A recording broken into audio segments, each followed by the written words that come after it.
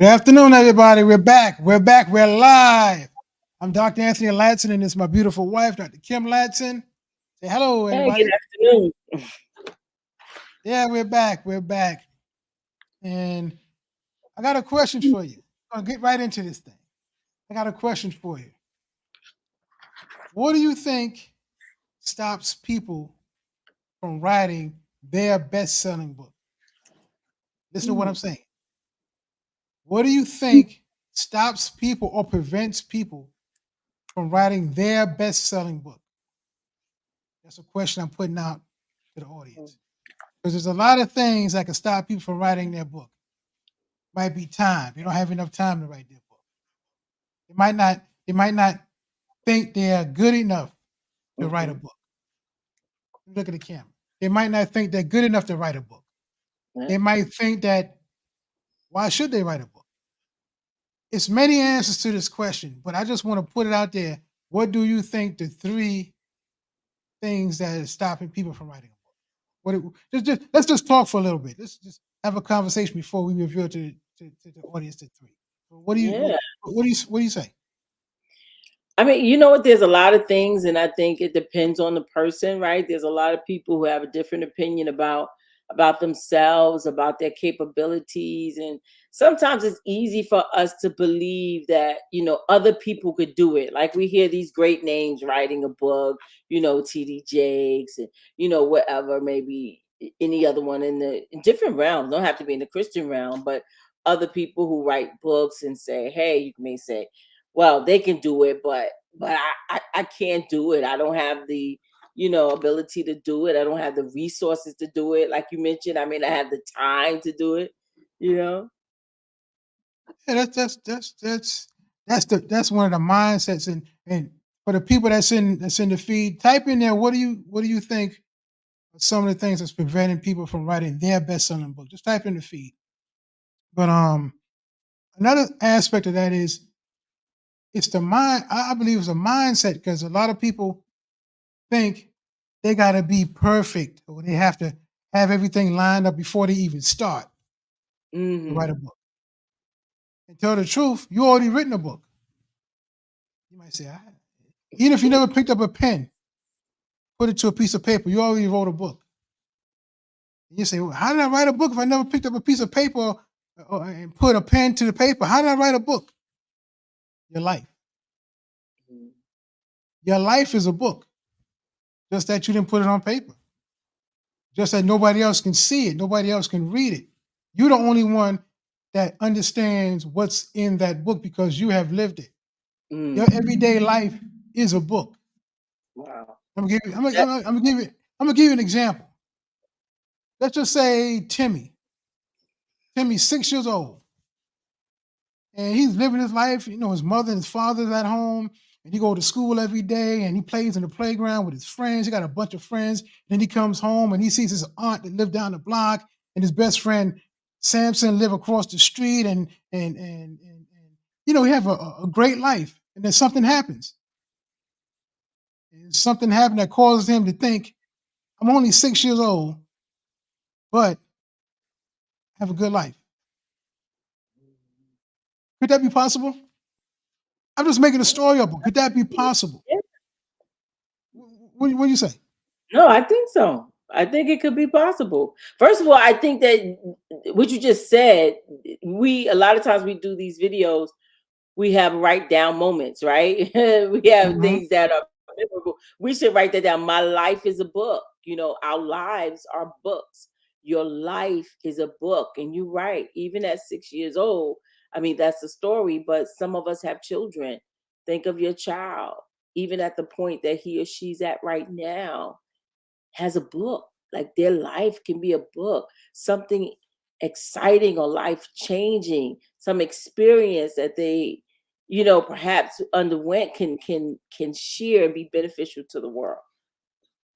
Yes, because to go on with the story, even at Hmm. 6 years old, they might not know a lot of Yeah. things, but they can have in their mind, in their limited knowledge, Hmm.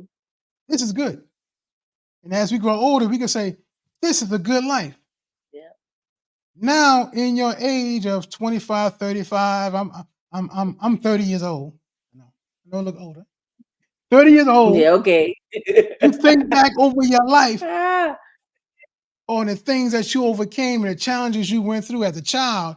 And you say to yourself, that was a good life. I remember, you know, riding my big wheel. How many people remember the big wheel? I riding my big wheel down the street and pulling the red lever and swinging all the way around. That was a good day for me. How many remember riding their bike? They riding their bike up and down the block, and you ain't worrying about what time to come home because you're with your friends, and you riding your bike down the block, and then you see the ice cream truck, and the ice cream truck come. You got like 50 cents in your pocket, and you buy your friend some ices, 5 cent ices. That's way back in the day, you know. Yeah, you telling your 5 age cent now, but go ices. ahead. Go ahead, tell I'm the telling my story. age now. I'm not 30. I'm sorry. I'm not 30. But you buy your friends ices, and you sit on the curb eating the icy, then get back on your bike and start riding your bike. Those was the good old days. Those was Yeah. the good days that you can remember back saying that I remember having fun with my friends. We rode our bikes. We had ice cream or ices, and then we rode our bike again with our sticky fingers because of the icy melting our hands. Nobody will know that unless you told somebody that. Mhm. Nobody will know that unless you put it out there and let them feel what you felt when you was riding that bike with your friends. Mhm. You can have an emotional moment on paper that everybody else can read so they can feel how you felt at that time period. Yeah.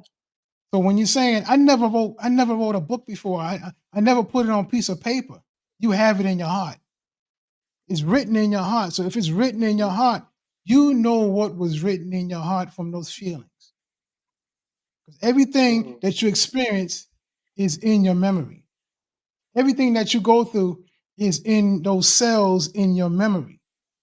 It's called cells of recognition. The cells of Mhm. recognition takes a That's stamp of not only what happened, the image of what happened, but how you feel. And since how you that's right. feel connects it to that cell, even if you never rode a, even if you, let me put it this way, even if you don't ride a bike now, you see somebody riding a bike and it was the same color bike or the same style bike, that cell of recognition will pop up and it'll come in your memory, in your mind. Oh, remember I had a bike like that. And then Mhm. the other cell that's connected to the bike or that emotion that you had when you were with your friends, they say, yeah, I remember riding a bike just like that with Peter and Steven.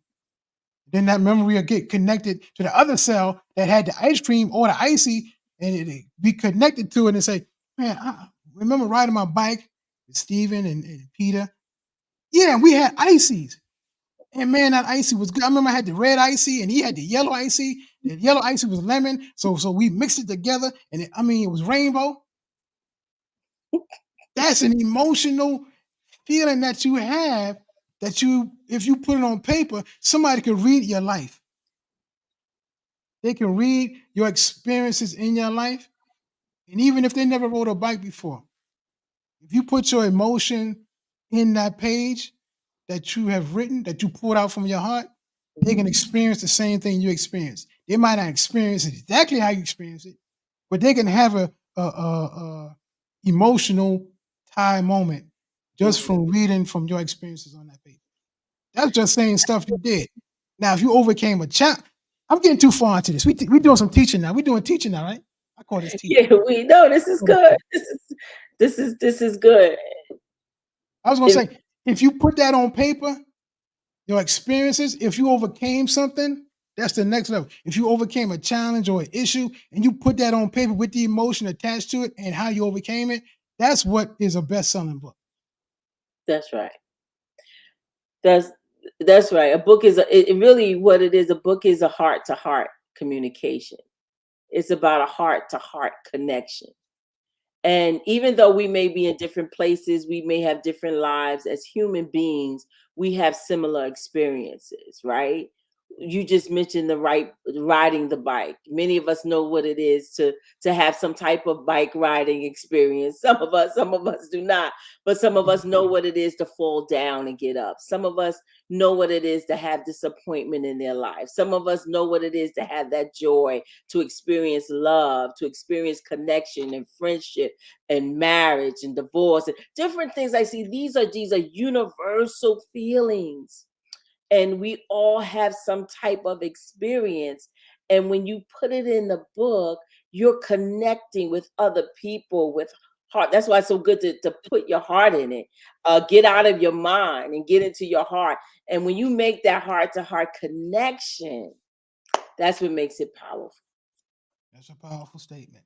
That's a powerful, Mhm. powerful statement. So let's get into it. Yeah. Let's get All into right. what are the 3 myths that stop people from writing their best-selling book. Let's go with Mhm. number one. This is a myth because a lot of people say, "I'm not talented enough to write a book. What do I do? How do I write a book? How do I put it together?" You're talented enough. Don't even put that in your mind. You're not. Take the not out. Just say, "I'm talented enough." Type in the feed. "I'm talented enough. I am enough to Mhm. write my best-selling book." Yeah. Like you see on here, say some aspiring Yep. authors may believe they lack the innate talent required to write a best-selling book. You can write a Mhm. best-selling book. Because like I said before, if you was here in the beginning, if you wasn't here in the beginning, I'm gonna refresh your memory. Mhm. You already written a book and it's in your heart. Every experience you have, every challenge you go through, everything you experience, you have an Mhm. emotional tie to it. Even if it's not an emotional tie to it, but most likely it's an emotional tie to it. That's the book that's written on and in your heart. If you could transfer it out of your heart into your head, into your hands, and on a page, that's a method of a best-selling book. Yep.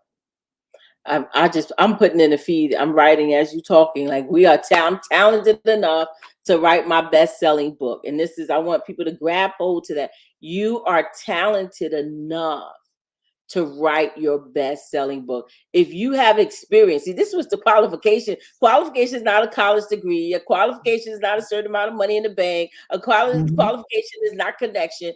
The fact that what gives you the right to write a book, a best selling book, is your experience, is your life. Your life, you just said it in the beginning. Our lives are the book. That's what the book is. And I guarantee you, for those of you who are watching, if I had a conversation with you and I said to you, um, can you give me some three points that you've learned about life? Can you give me 3 things that you've learned about life? Many of us can go say, we can name the 3 things. Well, Kim, Mhm. this is what I've learned about life at this point in my life. Those 3 things alone can be put in a book. Those Yes. 3 things alone can change someone's life, can change someone's life. You don't need a college degree to write a book. Sure don't. You sure don't. So I know a lot of. No, I ain't gonna say that. Let me put that. Let me take that back. Let me take that back. But let's just put it like this. I know a lot of people who never went to college written a book. I know a lot of people who not even left high school written a book. I know a lot of people. Well, I don't know a lot of people. I've seen a lot of people that didn't even leave junior high school or elementary school write a book. And it's not as hard as you Mhm. think. You can write. I know some people. You can write one chapter of a book, then put illustration and some words underneath the illustration. That's a book. Mhm. Don't think a book have to be 200, 300, 400 pages or 150 pages. It could be 200 pages, but it could be little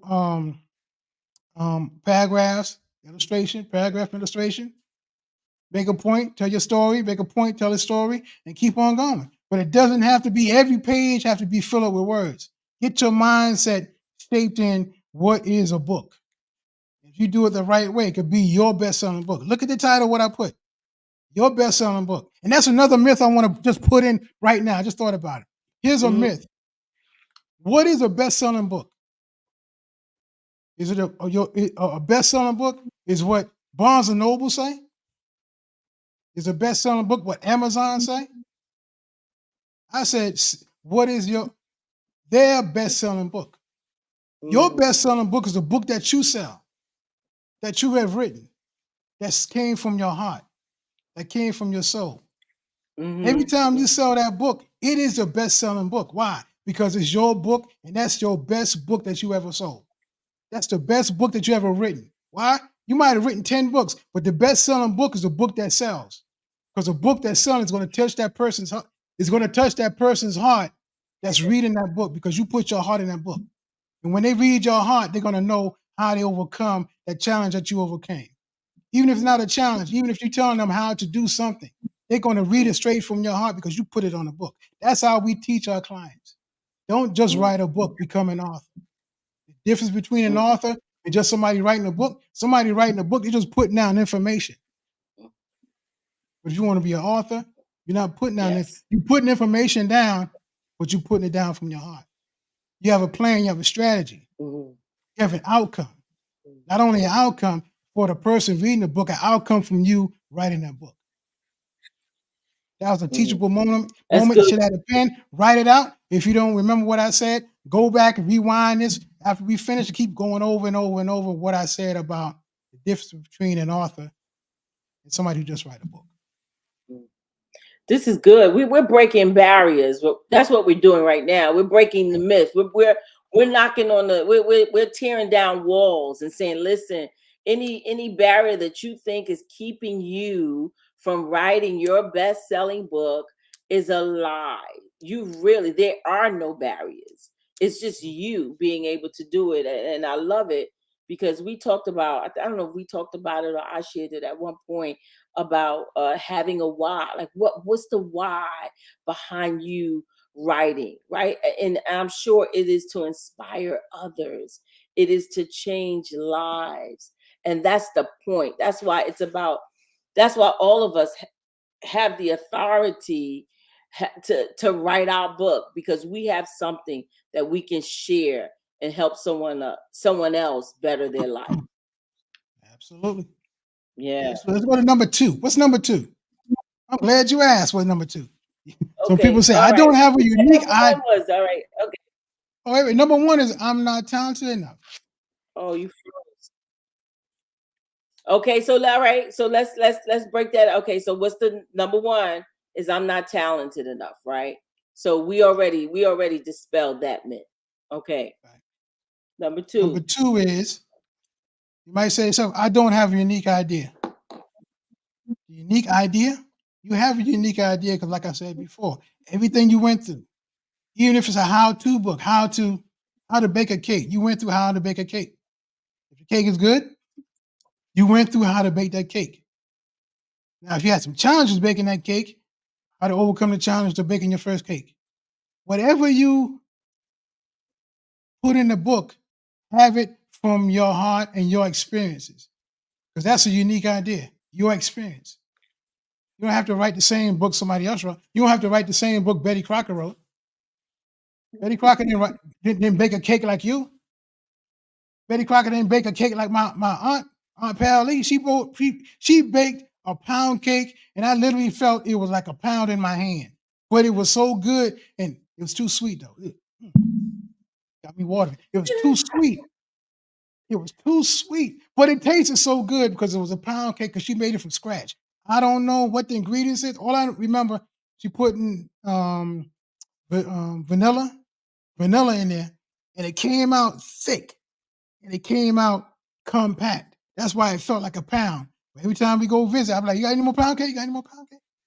Cut that cake, cut it this small, but it felt like a pound in your hand. But when you ate it, man, ooh, See, that's now the imagine pound if cake. she would have wrote a book about that, right? You know how Yeah. to make a pound cake. I mean, you would be enjoying it today. Eating that pound cake. But that's that's the key. You might not think you have a unique idea. It's unique to you because it's from your experience. Let's break down these barriers. Let's break down these strongholds that you have in your mind that you don't have a unique idea. Your idea is unique. If you have the idea in your head, it's unique because you have the way that you want to present it to the world. Mm. That's your idea.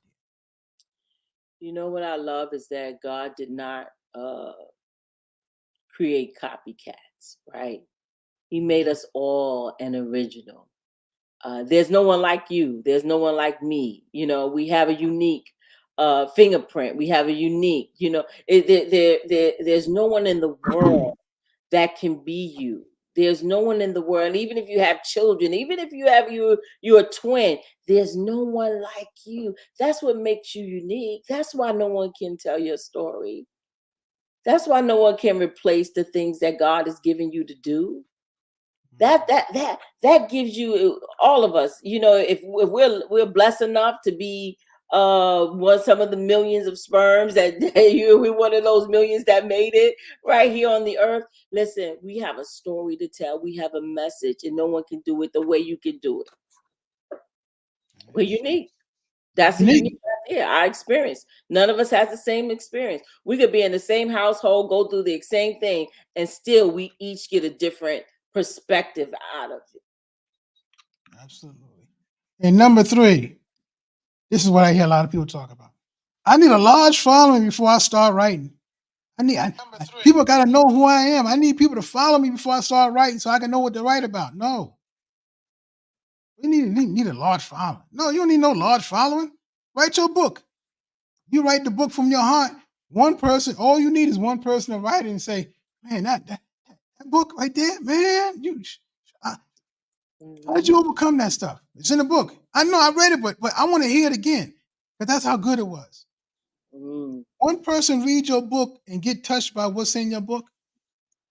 Just one person. People will start following you. And even if nobody follow you, they're going to follow you in your book. Once you put your book out there, once you put it out there, the world is going to see that seed that you put out there that you put in your book. Your book is a seed. And since your book is a seed, you plant it out into the world, and those who see your book is going to receive fruit from that book when they read that book.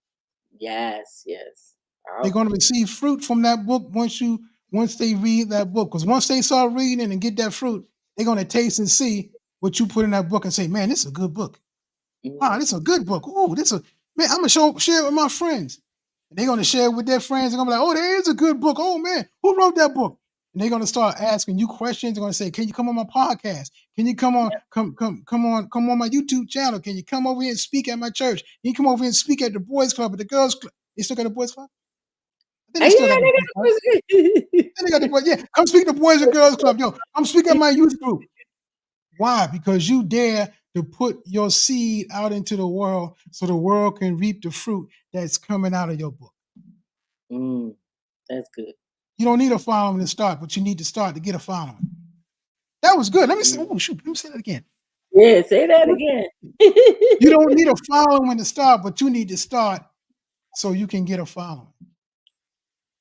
Absolutely. You just need to start. Because how are people going to follow you if they don't know what you got? How are they going to follow you if they don't know who you are, what you have? What's the key? They have to know you, like you, and trust you. If you don't start, nobody's going to know you. They don't know what's in your book. They don't even know you got a book. How can they like you if they don't even know who you are? How can they trust you if they don't know what you're trying to give them? You might be trying to give them bad seed or bad fruit. So they got to know you, they have to like you, and they have to trust you before they follow you. Absolutely. We underestimate the power of one. We think we need everyone. We don't need everybody. I just need somebody. One person that purchased your book can change your life. One person not only can change your life, but you can change their lives. And so it's not about everybody. It's about somebody. It's about those who are assigned to you. Those who will hear, there are some people who they hear your message, it's going to resonate in their lives. And that's who you want, right? You want those people who are connected to your story, those people who will be inspired by your story. And that's not everybody. Let's just be for real. Everyone is not going to buy your book. People say, oh, I'm writing to everyone. Everyone's not going to buy. But there are some people who will buy it. Yeah. And that's who you want to cater to. And that's who you want to speak to. And that shows up, as you said, Dr. Ladson, as you put yourself out there, then your following will show up. They're waiting for you. They're waiting for you. They're waiting for you. So those are the 3 myths that stop people from writing their best-selling book. You just said, you might think, I need a large following before I start. No, you need to start so you can get a large following. The second one is you got to have a unique idea. No, you don't have to have a unique idea. You got to have your own idea. Mm, Your own idea, a God idea, your own idea. yeah. And number 1, you say, I'm not talented enough. I seen the feed. I am talented enough. I am talented. I am enough. I can write my own book and be a best-selling book because it's my book and I want this book to be a bestseller. And once I sell one book, it's already a best-selling book because it's more than what I had before. Don't let me start teaching here. Oh, wait a minute, calm down. Calm down. Because we're just giving you free information. Come on, calm down. So those are the 3 myths that stop people from writing their bestseller, or their best-selling book. So, this is the teaching that we had today. We went a little bit longer than we normally would go. We're going to keep it like 20 minutes, but it got so good. We did some teaching here, and type in the feed what you got out of it. Let us know any other questions that you might have that you want to type in the feed. We might come on again later on, or maybe tomorrow and give another lesson, another training, or what do you want to call this? But we just want to have a conversation on letting you know you can write a book. Absolutely. You can become an author, not just writing your book. Absolutely. You become an author with strategies and techniques on how to write your best-selling book. Yes. So until next time, I'm Dr. Anthony Latson, and this is my wife, Dr. Kim Latson, and we're saying